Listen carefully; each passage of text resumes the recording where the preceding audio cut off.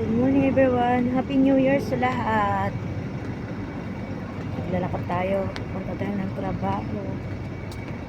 Happy New Year guys. Lalo na sa mga nasa Pinas. Happy New Year sa family ko dyan. Happy New Year.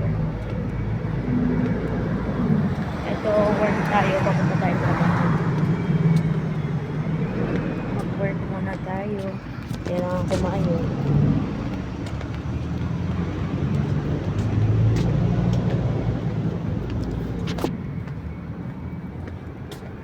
Malamig na ngayon sobrang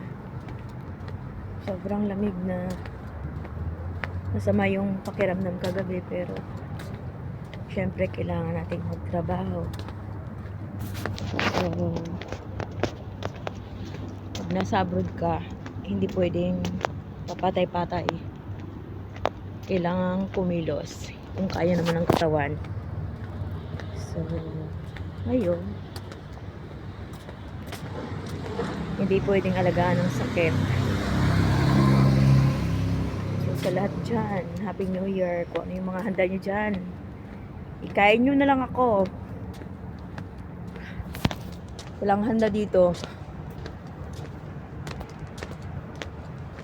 Kanin at ulam, okay na.